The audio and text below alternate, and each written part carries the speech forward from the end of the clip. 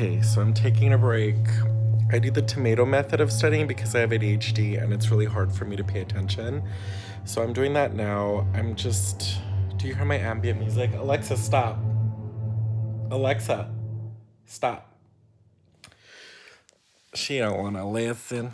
But yeah, I'm taking a break real quick because I feel like I just saw my transcript and it says like I'm halfway through and I'm in one of the classes, so I'm more than halfway through. Oh my god, I just got so excited. Like, traveling is fun and everything and you make a lot of money, but I'm not happy. I am not happy to be at the bedside again because I was like, I'm never going back there. And here I am. And it was like, okay, yeah, the money's good, but I also wanted to see how strong of a nurse I could become without having to go to the ICU because I don't like the ICU at all. I think I don't like the ICU. I think it's technically easier patient care because you have a lot of machines doing the work for you. But at the same time, you have to remember every single thing about these patients, unless you're working at like a foo-foo ICU with like 10 beds in the middle of nowhere, or like a satellite ICU where like nothing happens and you're just standing around waiting for something to happen. But I don't know. It just seems like too much work for me, or like too much remembering or something. I don't know. But so I'm doing this thing where we're learning about informatics type situations like analysis. And I'm really into this one called predictive analysis because that's how I do my life. Like, so ADHD people were really good at recognizing patterns and being able to see a whole picture, like seeing the forest through the trees or whatever they say. Like, patterns are just a thing for me. So I don't know, I intuitively just know how to do it. So I'm looking at all this stuff and it's like the I think it's like business interface or whatever. They want us to be able to do this. And everyone's like, well, business. Healthcare isn't a business. And I'm like, but it is a business. Like, our product isn't necessarily something tangible, it's the care that we provide. So it's technically a business because we're providing a service for a cost. But at the same, I'm just trying to stretch out my hamstrings, they're really tight.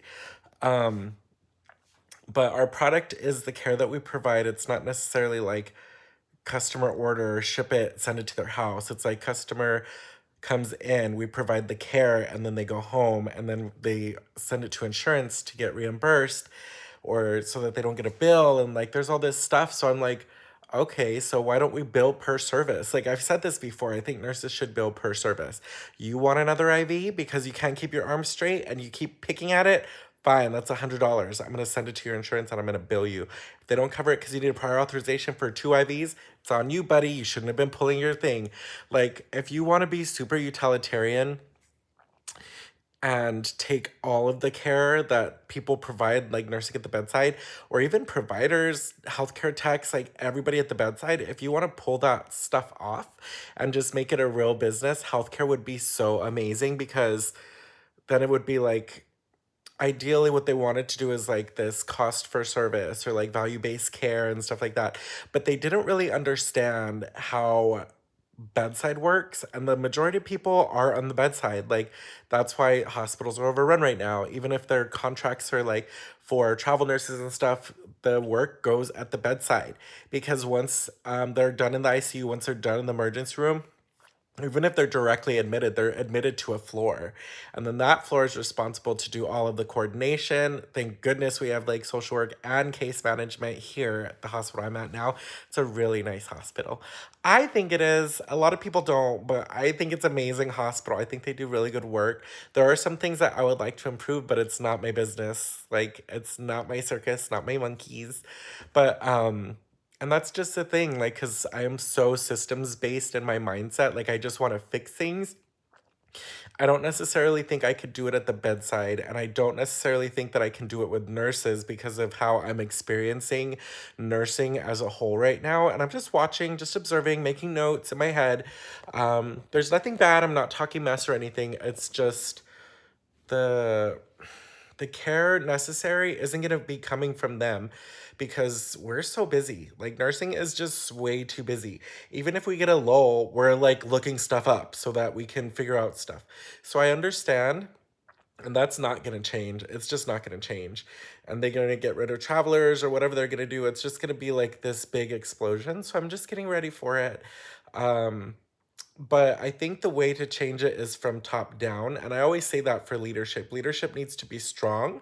Leadership needs to not necessarily be one of those, you have to learn to follow before you can lead, because then all you're going to do is follow when you're in leadership. And a follower in a leadership position doesn't know what to do, so the whole place suffers. It's like you put on your shoe, but you don't tie it because it doesn't know how to tie itself. So you're just walking around and you're getting blisters, you're getting rocks inside of it, and it's just not the best situation for you, but it's technically there. It's technically doing what it should be doing by covering your foot, but because it doesn't know its job is to be tight on your foot so that you don't get rocks in it, so that you don't get blisters, you're going to suffer in the long run. If that makes sense, if my analogy makes sense, because I do see a lot of weak leadership and weak management running around, and I'm just like, why are you here? And especially now, since the pandemic hit, there are leaders that are not meant to be leaders. I think they're just being forced or voluntold to be leaders. And that sucks because not everyone wants to be in leadership. Not everyone has the chops to be in leadership. And I understand that the world is such a different place right now. A lot of the staff, that's all that's left is just like core staff for them.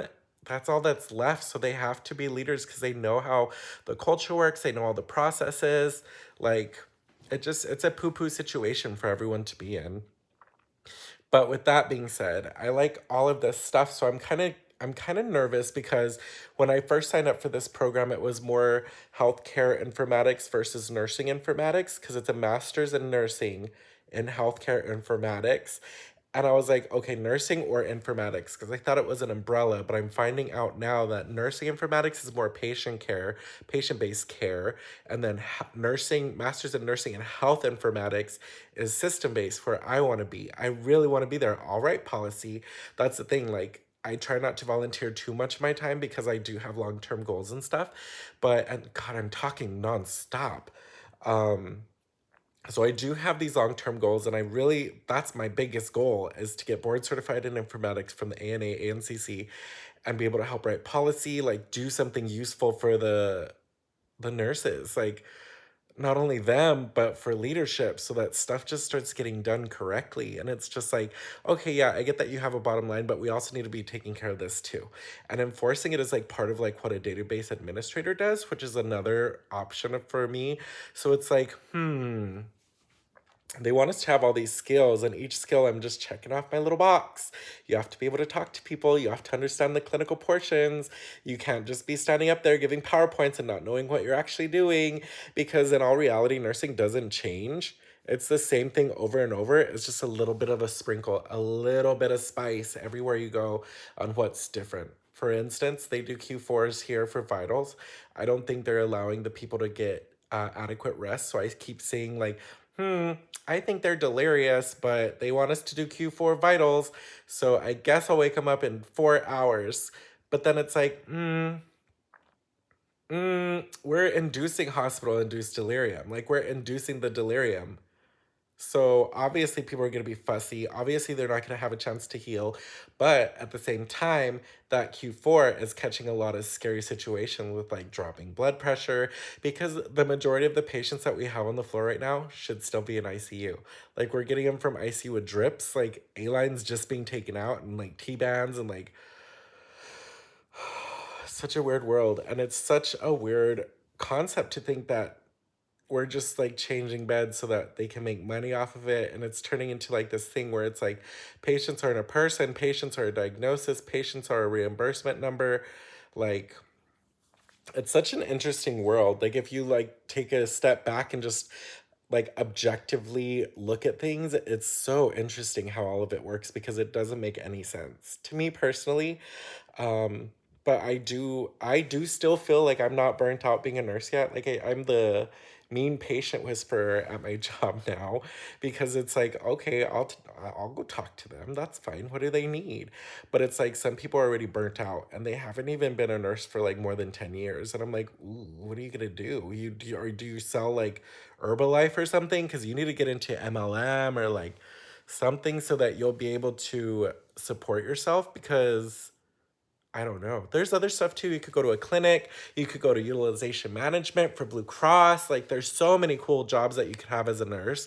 Like you could even be a nurse writer, you can be a nurse scientist. Like there's so many things, but you do have to get an education to back that up.